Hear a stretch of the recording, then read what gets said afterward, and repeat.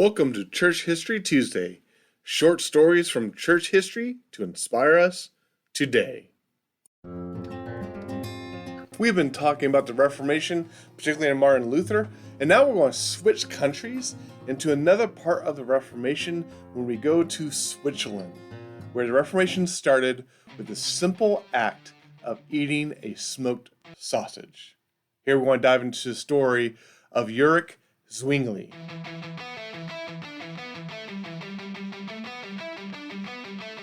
When the Reformation was in swing in 1519, the same year that Martin Luther was debating John Eck in front of the kind of council to determine whether he's a heretic or not, enter Ulrich Zwingli as he became the people's priest in Zurich at the Great Munster Church there.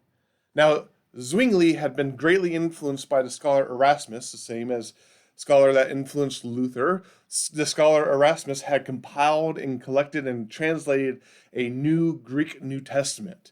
And so priests and people in the church were reading this and seeing what the New Testament was truly saying rather than the translations they had at the time. And this greatly influenced Zwingli. So much so that he started to preach biblically based sermons. He actually decided, hey, my sermons are going to be going through books of the Bible. He started in the book with the Gospel of Matthew and continued until he actually preached through the whole of the New Testament because he was convicted about the importance of the Word. And so Zwingli was greatly influenced that he had to be radically biblical in all that he did.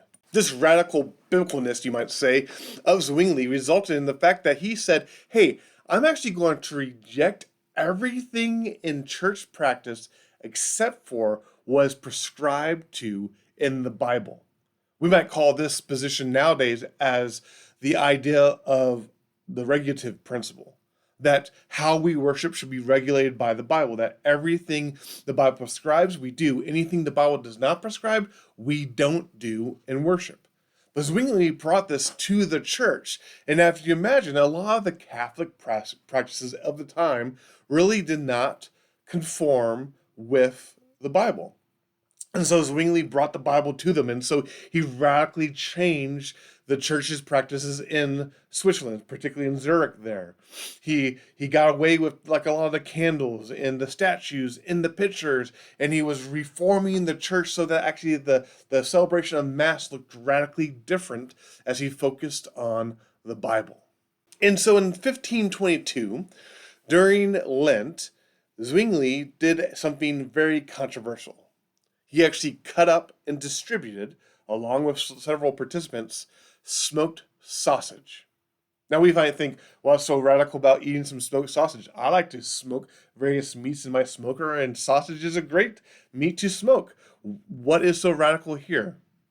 The radicalness there is that the practice of the Catholic Church at this time was fasting during Lent. They would not eat particularly meat during Lent. And so Zwingli, seeing no biblical principle or biblical passage or biblical command to restrain from certain foods, said this is totally permissible.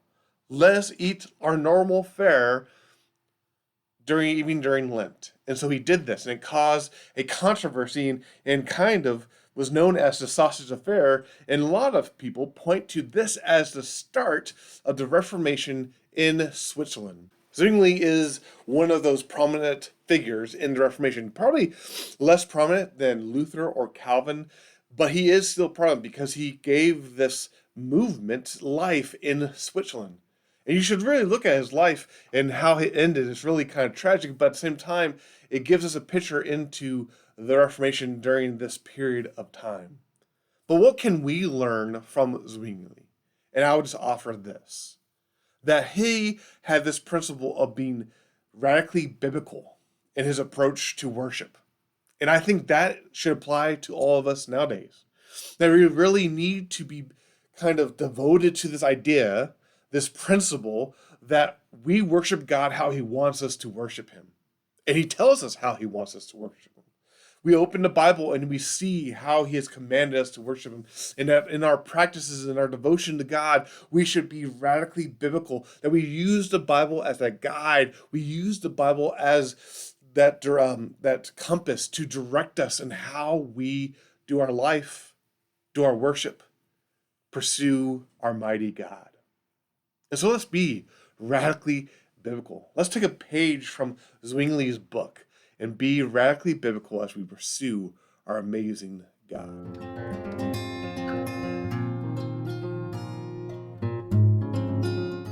If you want more resources about Martin Luther, or are you curious about his life at all, you pick up Here I Stand.